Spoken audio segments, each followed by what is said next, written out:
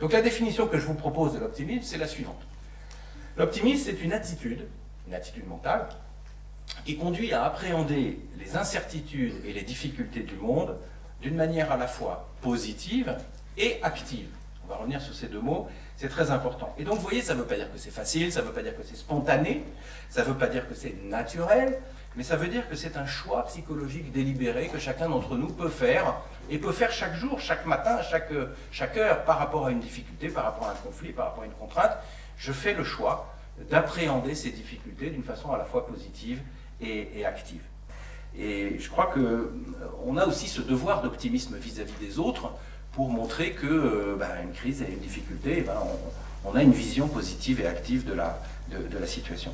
Martin Seligman, il dit la chose suivante. La base de l'optimisme ne réside pas dans des affirmations positives, suivez mon regard, c'est Émile Coué, ou des images de victoire, vous savez, la visualisation positive, mais dans la façon dont un individu va expliquer les événements de sa vie.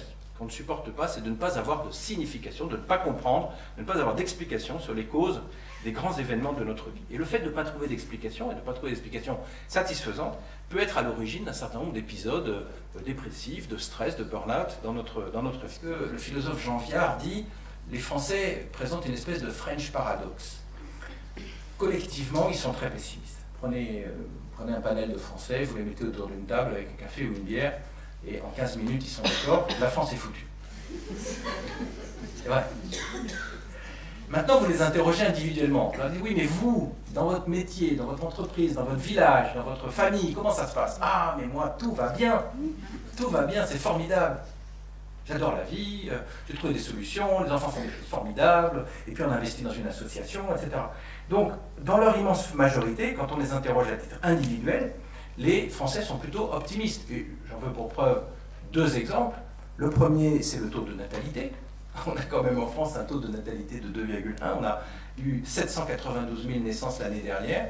Et donc notre population a une croissance naturelle bien plus importante que celle de l'Allemagne, par exemple, avec laquelle on nous compare souvent. Donc ça veut dire qu'économiquement, et puis même, je dirais, faire des enfants, c'est quand même une preuve d'optimisme, si ce n'est pas une projection positive dans l'avenir. Et puis il y a une deuxième caractéristique aussi qui montre que les Français sont optimistes. On a un record de création d'entreprises. Encore une fois, le type qui crée son entreprise, qui crée son activité, c'est vraiment une manifestation d'optimisme.